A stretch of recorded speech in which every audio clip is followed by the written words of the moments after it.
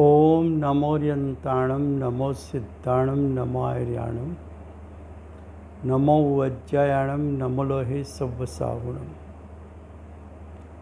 मंगलं भगवान् वीरो मंगलं गौतमो गणी मंगलं कुन्दकुन्दार्यो जैनधर्मोऽस्तु मंगलम्। ओंकार बिंदु संयुक्तं नित्यं जायन्ति योगिनः कामदं मोक्षदं चैव ओंकाराय नमो नमः।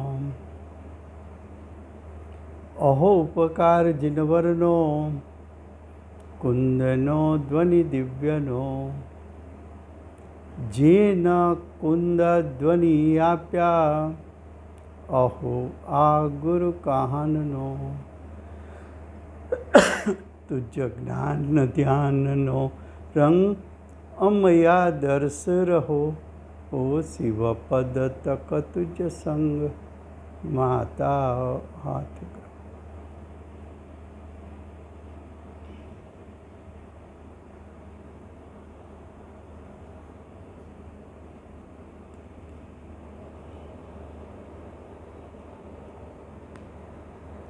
આ અષ્ટપાહુલ નામનું અધ્યાત્મશાસ્ત્ર છે. આચાર્ય ભગવંતે ત્રીજું પાહુડ ચારિત્ર પાહુડની રચના કરી છે. ચારિત્ર પાહુડમાં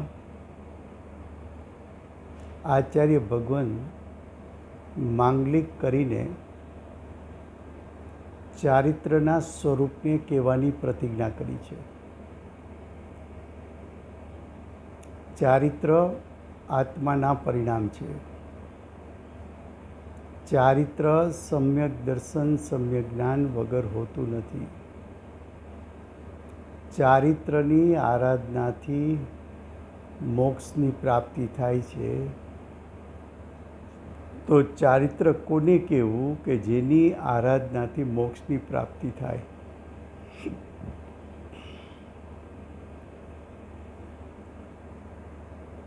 વિષય ચાલે છે 11-12 ગાથા. 11-12 ગાથાનો વિષય છે કે ચારિત્રનો પ્રથમ પ્રકાર સમ્યક ચરણ ચારિત્ર, તેનું લક્ષણ શું છે તેનો ભાવાર્થ. ગાથા 11-12 એનો ભાવાર્થ. સમ્યક્ત્વ ભાવ. સમ્યક્ત્વ ભાવ કહેતા સમ્યક્ત્વ ચરણ ચારિત્ર એના ચિહ્નો શું છે? તો પ્રથમ ચિહ્ન બતાવે છે કે મિથ્યાત્વ કર્મનો અભાવથી નિજ ભાવ કહેતા સમ્યક્ત્વ ચરણ ચારિત્ર પ્રગટે. તો સમ્યક ચરણ ચારિત્ર ધરનાર જીવને મિથ્યાત્વ કર્મનો અભાવ છે. મિથ્યાત્વ કર્મનો અભાવ કહેતા કુદેવ કુગુરુ કુશાસ્ત્રની જે માન્યતાઓ હતી વિપરીત, એનો નાશ થયો. પરમાં હુંપણું હતું એનો નાશ થયો. શરીરમાં હુંપણું હતું એનો નાશ થયો. વિભાવમાં હુંપણું હતું એનો નાશ થયો.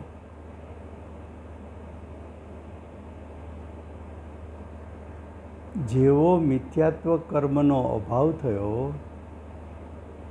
તો મિથ્યાત્વ કર્મ અને અનંતાનુબંધી કસાય હોય છે બંને સાથે, જાય છે પણ બંને સાથે. તો મિથ્યાત્વ કર્મનો અભાવ થતાં અનંતાનુબંધી કસાય એનો પણ નાશ થતાં જીવને સમ્યક્ત ચરણ ચારિત્ર પ્રગટ થાય છે. તો સમ્યક્ત ચરણ ચારિત્ર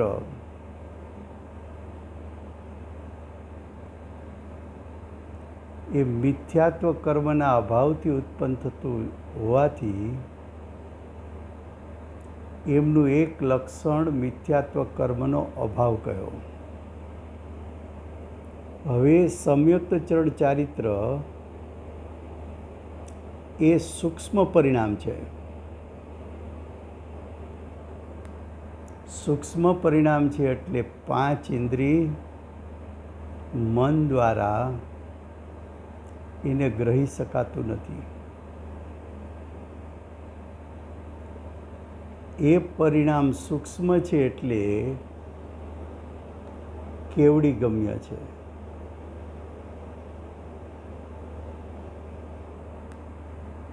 કેવડી સમ્યકદર્શીના પરિણામને પ્રત્યક્ષપણે જાણે છે. તો કોઈને એવો પ્રશ્ન થાય કે સમ્યક દર્શન પ્રાપ્ત થાય તો એ પરિણામ કેવડી ગમ્ય હોય તો જેને સમ્યક દર્શન થયું એને તો હજુ કેવળ જ્ઞાન પ્રગટ થયું નથી.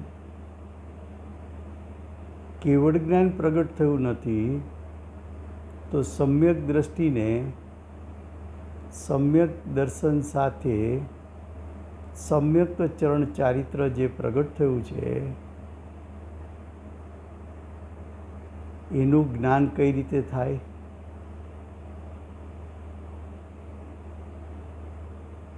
તો કે આવા પરિણામ ભલે છદ્મસ્તના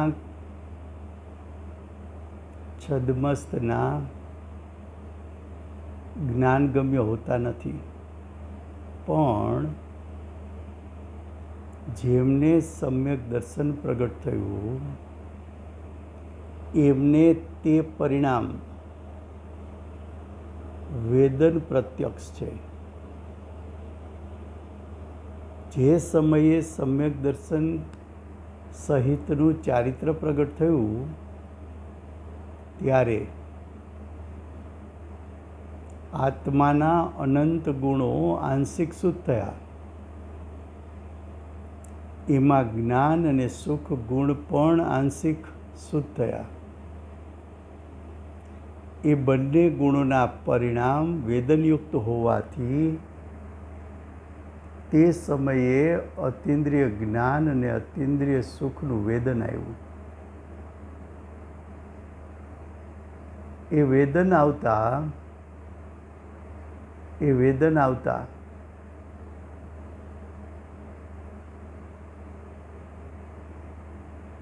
વેદન પ્રત્યક્ષ થયું. વેદન જણાણું જ્ઞાનમાં. હવે કે છે કે માનો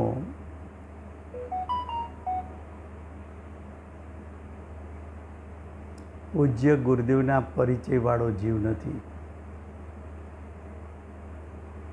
અને પ્રથમ વખત, દ્વિતીય વખત એમ 5-25 વખત પરિચયમાં આવ્યો તો ગુરુદેવનો આત્મા તો છે અરૂપી, એના પરિણામ પણ અરૂપી.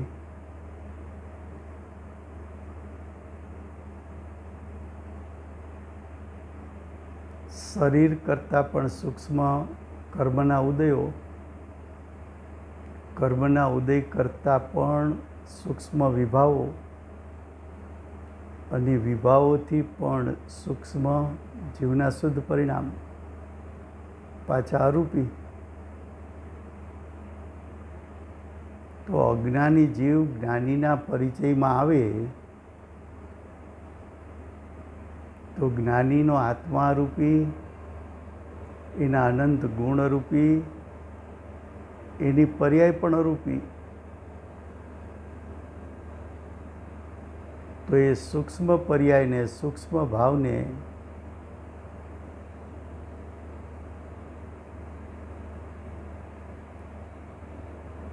અન્ય જીવ આ જ્ઞાની છે એમ ઓળખે કઈ રીતે?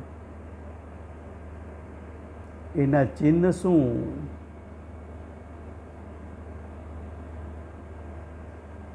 તો હવે કે છે તેના બાહ્ય ચિહ્નો. સમ્યક દ્રષ્ટિને પ્રગટ હોય છે. બાહ્ય ચિહ્નો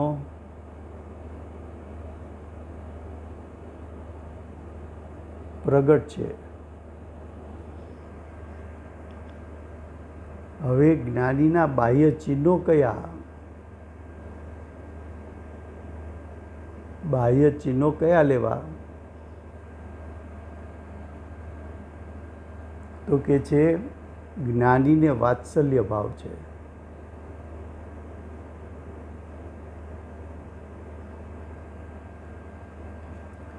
ગુરુદેવની ઉપસ્થિતિમાં જો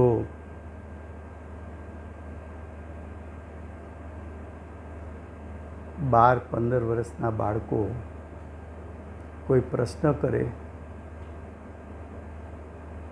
તો એ પ્રશ્નને ગુરુદેવ જાહેર સભામાં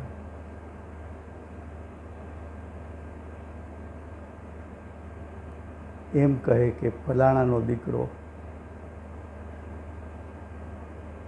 હજી આટલા વર્ષનો છે, અમને આવો પ્રશ્ન કર્યો.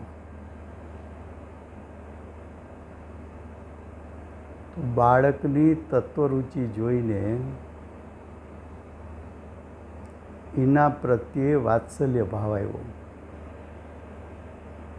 કે આ જીવ તત્વનો વિચારક છે. તત્વનો વિચારક હોવાથી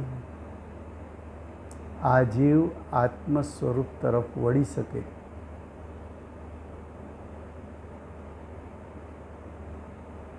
એ ભાવ વાત્સલ્ય ભાવ છે. સાચા દેવશાસ્ત્ર ગુરુ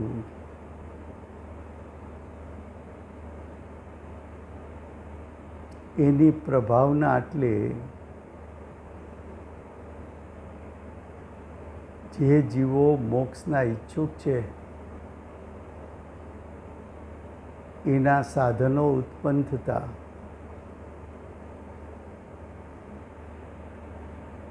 વાત્સલ્ય ભાવ ઉત્પન્ન થાય છે.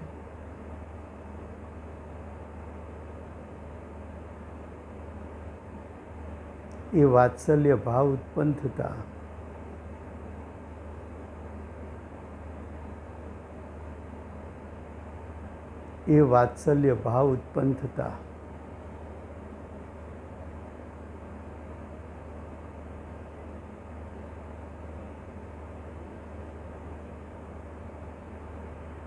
સાચા દેવશાસ્ત્ર ગુરુના સાધનો, બાહ્ય સાધનો, જીન મંદિર છે, જીન વાણી છે, જ્યાં ભગવાનના દર્શન, પૂજન, અભિષેક, સ્વાધ્યાય, ભક્તિ, પૂજા, શાસ્ત્ર સ્વાધ્યાય થાય, એવા સાધનો ઊભા થવામાં કરવું, કરાવવું, અનુમોદવું એ વાત્સલ્ય ભાવ છે.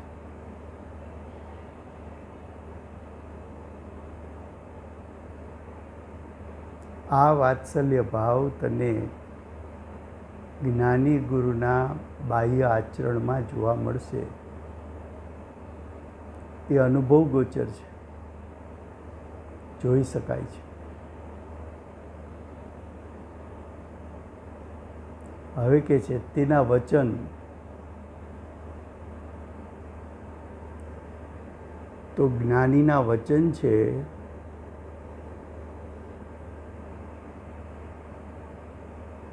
એમાં જ્ઞાની શેને હે કહે છે, કોને ઉપાધિ કહે છે, મોહ રાગ દ્વેષને હેય કરાવે છે, વિતરાગ ભાવને ઉપાદેય કરાવે છે, જ્ઞાની પુણ્ય પાપ આશ્રવ બંધને છોડાવે છે, સંવર નિજરા મોક્ષને પ્રગટ કરવાનો ઉપદેશ આપે છે.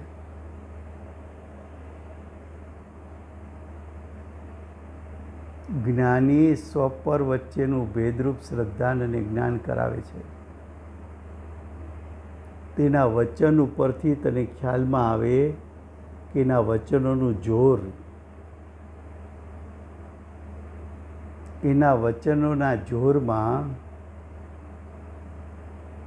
એનું અંતરંગમાં જ્ઞાયકનું જોર કેવું છે. પછી કહે છે કાયાની ક્રિયા,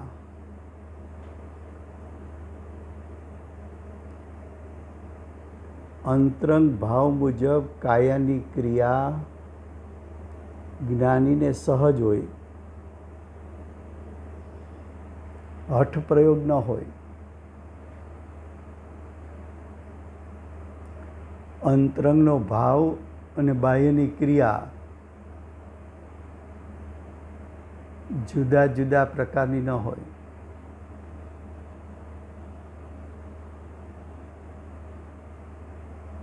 હવે કે છે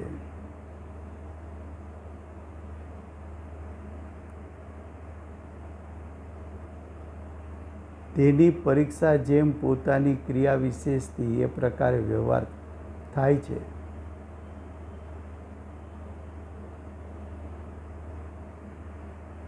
જ્ઞાનીનો નિશ્ચયપૂર્વકનો વ્યવહાર કેવો છે.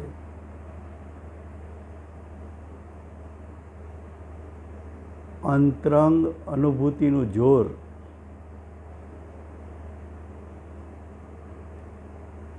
અને બહારમાં એમનો દેખાતો શુભ ભાવ, અશુભનો ત્યાગ, શરીરની ક્રિયા અને બાહ્ય ત્યાગ, એની વચ્ચેનો સુમેળ જોઈને આ જ્ઞાની છે એમ તું કહી શકે.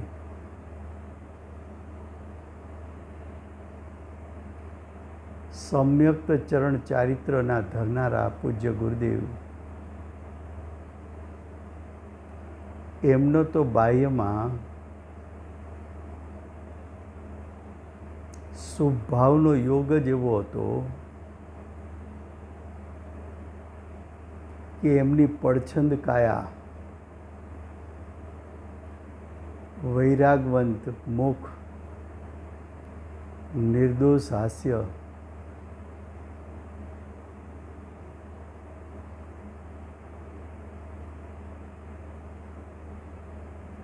પ્રભાવશાળી ચહેરો, અજાણ્યો માણસ આવે ને ગુરુદેવ 5-10 હજારની સભામાં બેઠા હોય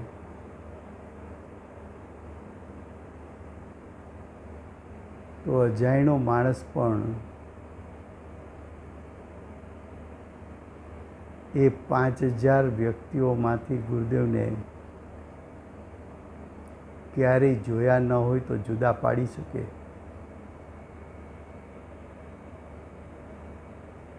કે આ કોઈ સંત લાગે છે, આ કોઈ આધ્યાત્મિક પુરુષ લાગે છે, આ કોઈ નિર્દોષ જ્ઞાની પુરુષ લાગે છે.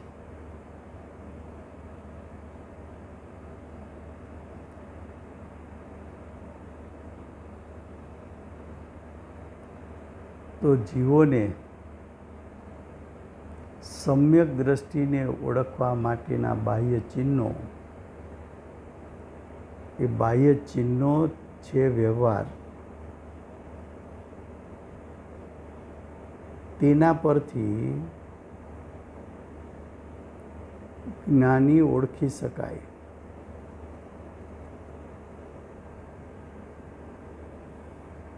હવે ગાથા 13.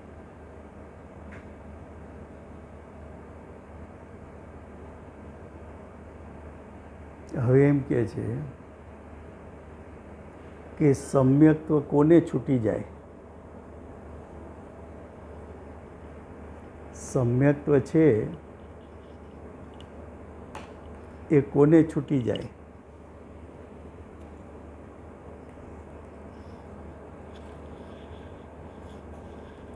તો કે છે કે સમ્યક્ત્વ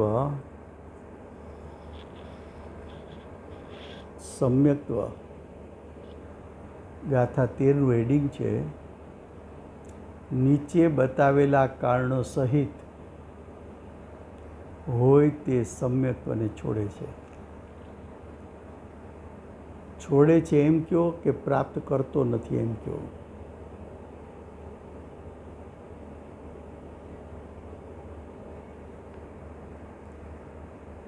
જીવના કયા અભિપ્રાયોને કારણે જીવ સમ્યક્ત્વને પ્રગટ કરી શકતો નથી,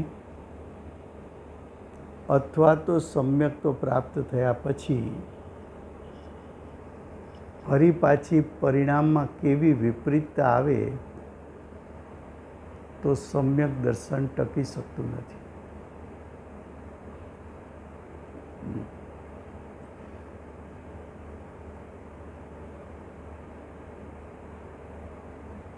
તો 13 ગાથા એના શબ્દો છે,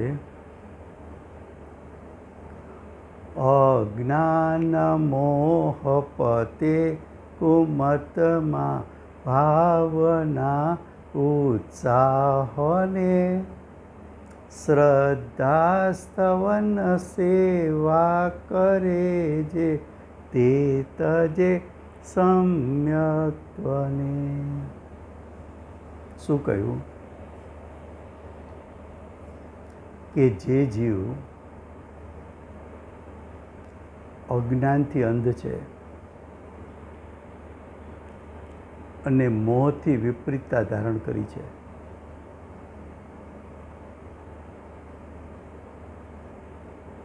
એવો જીવ કુદર્શન એટલે મિથ્યા દર્શન, કુદર્શન એટલે 363 પાખંડ મત,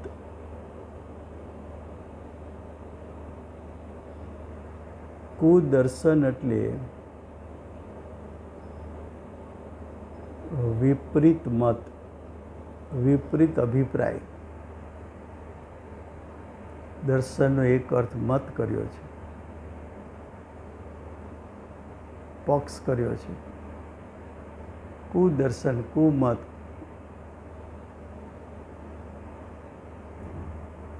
હવે કુદર્શનમાં મતો તો 363 છે. એમાંના મુખ્ય મતો નૈયાયિક, વૈશેષિક, સાંખ્ય મત, મીમાંસક મત, વેદાંત મત, બૌદ્ધ મત, ચાર્વાક મત અને શૂન્યવાદ મત. તો નૈયાયિક, વૈશેષિક, સાંખ્ય મત, મીમાંસા મત, વેદાંત મત, બૌદ્ધ મત, ચાર્વાક મત અને શૂન્યવાદનો મત અને તેમના વેશ, તેમણે કહેલા પદાર્થો તથા શ્વેતાંબર આદિ જૈન આભાસોમાં અન્ય મતમાં 8 મત લીધા. જૈનોના ફિરકા એમાં શ્વેતાંબર મત લીધો અને દિગંબરમાં પણ ભાવલિંગ પ્રગટ થયું નથી અને દ્રવ્યલિંગથી મોક્ષ માને છે.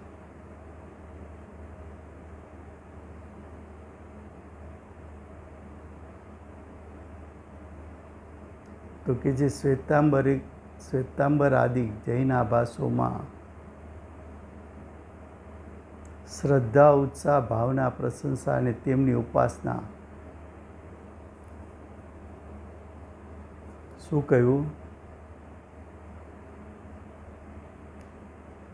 363 પાખંડ મતના મુખ્ય 8 મતો અને જે જૈન ધર્મમાં આવ્યો અને કાલ્પનિક મતો ઉત્પન્ન થયા,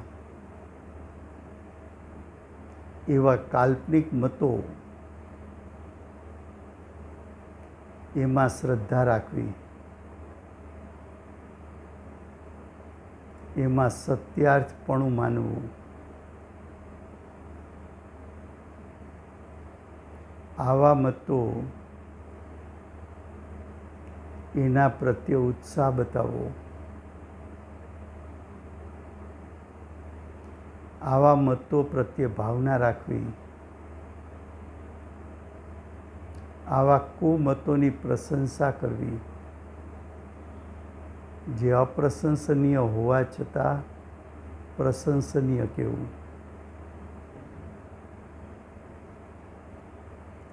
વિપરીત હોવા છતાં એમાં શ્રદ્ધાન કરવું, જેના પ્રત્યે ઉદાસીન થવાનું છે એના પ્રત્યે ઉત્સાહ બતાવવો, જેની ભાવના કેળવવા જેવી નથી એનું ફળ નીચી ગતિ છતાં એની ભાવના ભાવવી, અપ્રશંસનીય હોવા છતાં એની પ્રશંસા કરવી,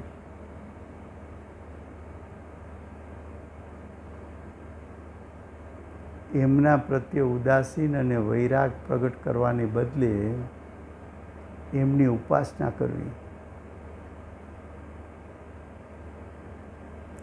એવું જે પુરુષ કરે છે, એટલે કે એવું જે આત્મા કરે છે, પુરુષનો અર્થ આત્મા, તે જીનમતની શ્રદ્ધારૂપ સમ્યક્ત્વને છોડે છે. એને 3 કાળમાં ક્યારેય સમ્યક દર્શન ન થઈ શકે, આવા અભિપ્રાયવાળા જીવને.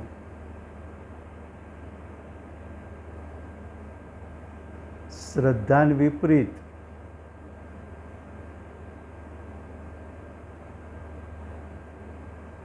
હવે જેને સમ્યક્ત્વ પ્રગટ ન થાય તો એને જ્ઞાન પણ સમ્યક થતું નથી, ચારિત્ર પણ સમ્યક થતું નથી, તપ પણ સમ્યક થતું નથી, ધ્યાન પણ સમ્યક થતું નથી, તો એને મોક્ષ પણ પ્રગટ થતો નથી. મોક્ષ માર્ગનું મૂળ તો સમ્યક્ત્વ છે. મોક્ષ માર્ગનું તો સમ્યક ચરણ ચારિત્ર છે, નિરતિચાર સમ્યક દર્શન છે. પણ જ્યાં સમ્યક દર્શન એટલે પોતાના જ્ઞાયક સ્વભાવનું યથાર્થ શ્રદ્ધાન કરવું, પ્રતીતિ કરવી, નિર્ણય કરવો, 6 દ્રવ્યો 5 અસ્થિકાયનો યથાર્થ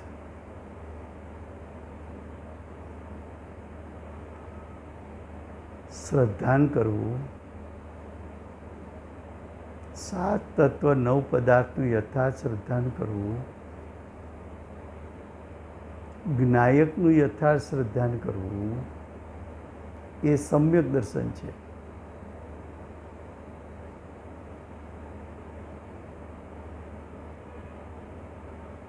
વિપરીતતાનો ત્યાગ કરવો અને યથાર્થપણાનું પ્રગટપણું થવું, એ સમ્યક ચરણ ચારિત્ર છે.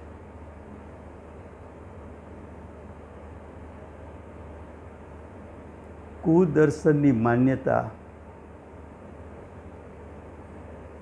એ તો સમ્યક્ત્વની ઘાતક છે. જ્યાં કુધર્મનું સેવન થાય છે ત્યાં કરવું કરાવવું અનુમોદવું આ ગ્રહિત મિથ્યાત્વ છોડાવે છે. કુદર્શનને માનવું એ જ ગ્રહિત મિથ્યાત્વ છે. ગ્રહિત મિથ્યાત્વ અનાદિકાળથી ચાલ્યું આવતું અગ્રહિત મિથ્યાત્વને દ્રઢ કરનારું છે.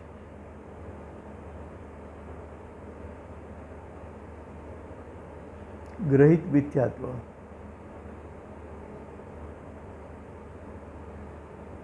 એક એક ગાથામાં આચાર્ય ભગવંતને કેટલું કે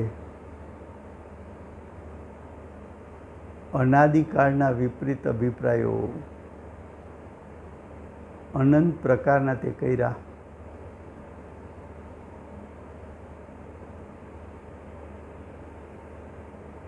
અજ્ઞાનને કારણે વિવેક બુદ્ધિ પણ ઉત્પન્ન ન થઈ.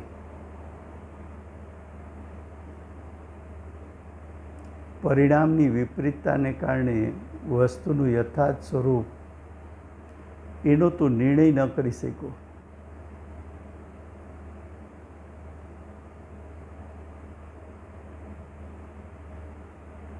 એક નાળિયેર ફોડી અને કાંઈ ભગવાન 5-25 લાખ આપી દે,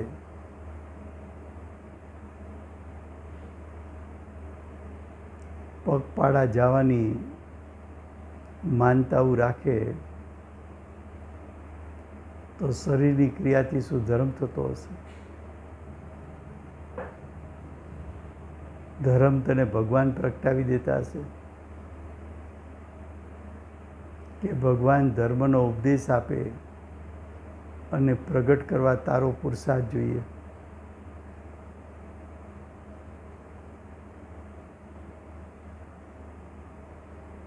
અમેરિકામાં એક ભાઈ આવી બધી વાત સાંભળી, પહેલી વાર સાંભળી, અને ચુસ્ત હવેલી પંથી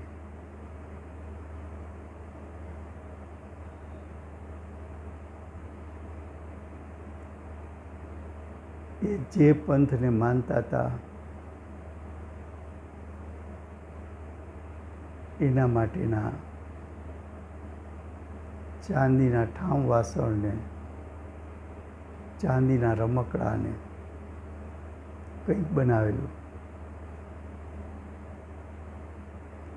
અંદરમાંથી અભિપ્રાય પલટો કે માર્ગ કોક જુદા પ્રકારનો છે. બીજા વર્ષે આવ્યા ઇન્ડિયામાં સમજવા 3 અઠવાડિયા રોકાણા. અગ્રહિત મિથ્યાત્વના બાહ્ય સાધનો, ચાંદીના વાસણો, રમકડાઓ વગેરે એ ક્યાંને ઉગાડી નાખો.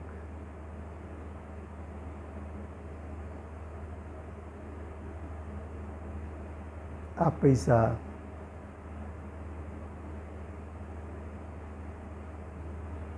અહીંયા સંજમણ કરો, એમાં વાપરી નાખો.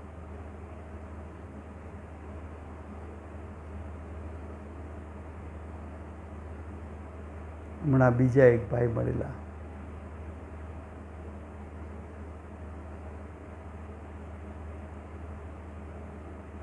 ઘણી જાતના દેવદેવીઓને માને,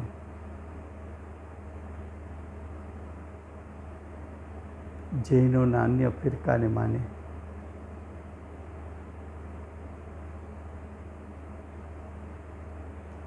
આ જ્ઞાની પુરુષોના વચનો કાને પડ્યા.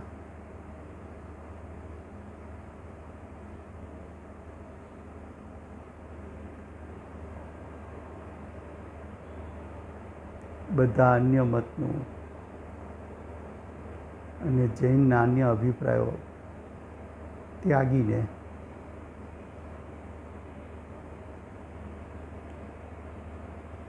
રોજ 2 ટાઈમ 2 કલાક ગુરુદેવનું પ્રવચન સાંભળવું, રુચિપૂર્વક સાંભળવું.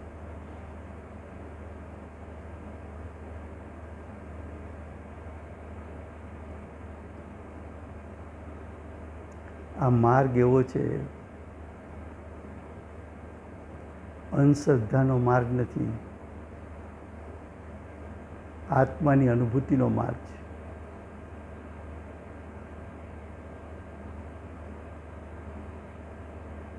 આ માર્ગ મોહી રાગી દ્વેષી જીવો માટે નથી,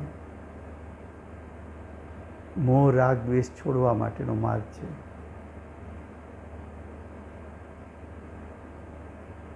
ભગવત કુંકુંદાચાર્ય દેવ છઠ્ઠે સાતમે ગુણસ્થાને ઝૂલતા રુદ્ધિધારી મા સમર્થ આચાર્ય આત્માની અનુભૂતિ પૂર્વક એમ કહે છે કે આ 363 પાખંડ મતમાં 8 મુખ્ય મતો આવા ત્યાગવા જેવા છે. પછી એમ કહે છે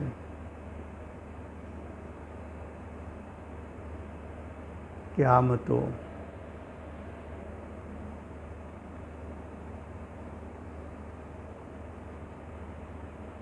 જૈનોમાં પણ આવીને જે કાલ્પનિક મતો ઉત્પન્ન થયા છે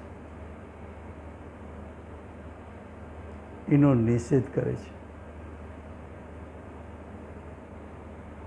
સાચી વાત એક હોય, ખોટી વાત અનંત હોય. આટલા બધા મતો વચ્ચે જૈન ધર્મની સત્ય વાત મધ્યસ્થતા વગર અને જ્ઞાનીનો ઉપદેશ સાંભળ્યા વગર આ વાત ગ્રહણ થવી ઘણી મુશ્કેલ છે. તો કે છે કે જીન મતની શ્રદ્ધારૂપ સમ્યક્ત્વને છોડે છે તે માર્ગ કુદર્શન છે, અજ્ઞાન છે, મિથ્યાત્વનો માર્ગ છે. મિથ્યાત્વનો માર્ગ એટલે અનંત સંસારનો માર્ગ છે. હવે ભાવાર્થ. અનાદિકાળથી મિથ્યાત્વ કર્મના ઉદયને વશ આ જીવ સંસારમાં એટલે ચાર ગતિમાં એટલે પંચ પરાવર્તનમાં, પંચ પરાવર્તન એટલે 84 લાખ યોનિમાં ભ્રમણ કરે છે. તે કોઈ મહાભાગ્યના ઉદયથી કોઈ એવું પુણ્ય બંધાઈ ગયું તારાથી કે જીન માર્ગમાં જન્મ થયો, પંચેન્દ્રિય સંજ્ઞી થયો અને પંચેન્દ્રિય સંજ્ઞી થઈને જીન માર્ગની શ્રદ્ધા થઈ અને તેને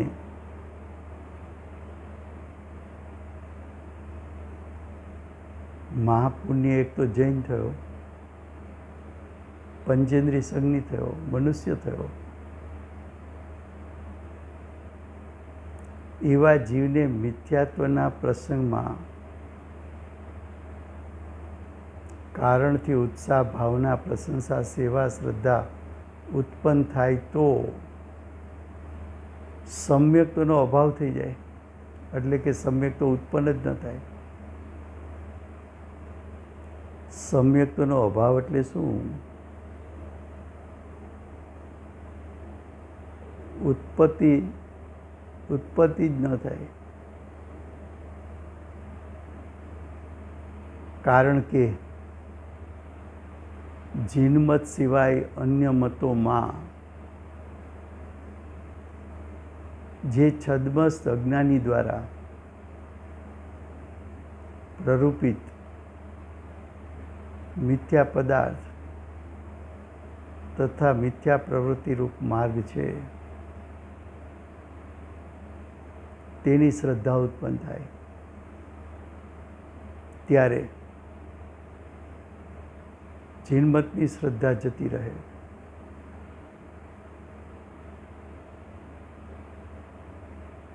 તેથી મિથ્યા દ્રષ્ટિઓનો સંસર્ગ જ કરવો નહીં. બહુ આકરી વાત કરી છે. જે મત તને કહ્યા કે આટલા મત મિથ્યા મત છે,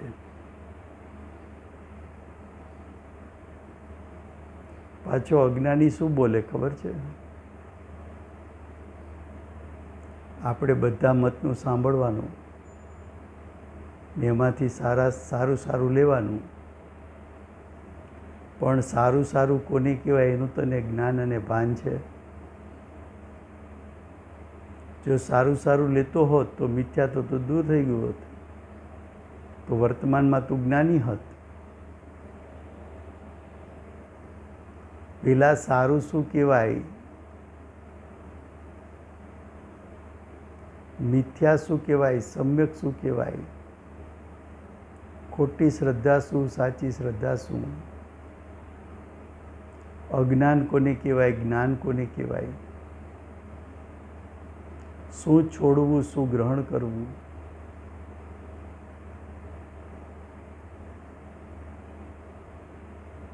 પરીક્ષા પ્રધાની તો થયો નથી. મોક્ષ માર્ગ પ્રકાશકે સરસ વાત કરી છે કે ગમે તે મતમાં તું સાંભળવા જઈશ તો ઓછામાં ઓછી એને 2 વાત કરવી પડશે. તને શું છોડવાનું કહે છે અને શું ગ્રહણ કરવાનું કહે છે.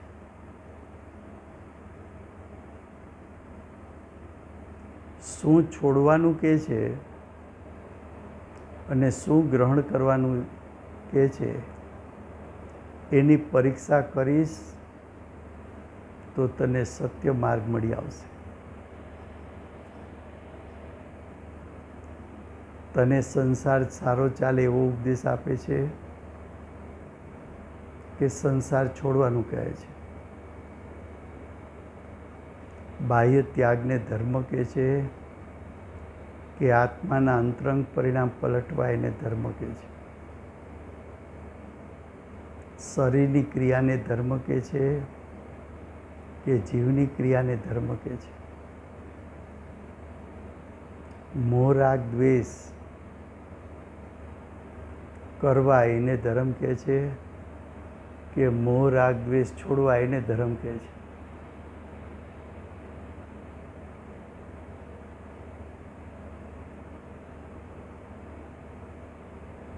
એના ઉપરથી તું નિર્ણય કર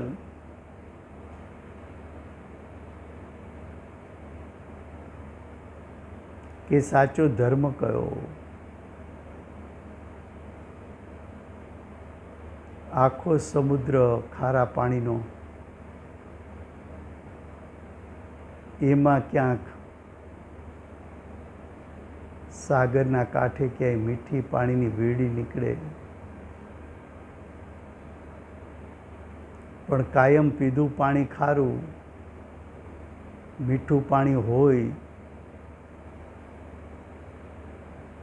એવું માનવા તૈયાર થતો નથી. 363 મતોની સામે કોઈ એક સત્ય જ મત હોવો જોઈએ એવું તો તે કદી વિચાર્યું નથી. સત્ય એક હોય કે અનંત હોય. ઉષ્ણ પાણીમાં જન્મો અને ઉષ્ણ પાણીમાં મર્યો. એ પાણી સ્વભાવથી શીતળ હોય એવું કોઈ દી સ્વીકાર્યું નથી.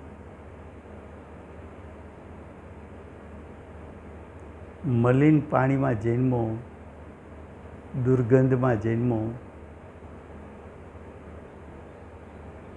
મર્યો ત્યાં સુધી રહ્યો. એ પાણી નિર્મળ હોઈ શકે એવું તે કોઈ દી વિચાર્યું નથી.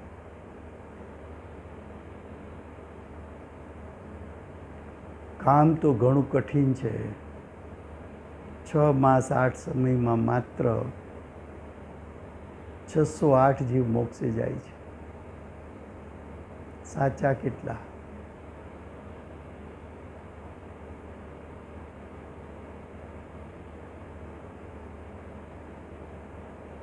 સમય થયો છે તો આ ગાથા 13 થઈ.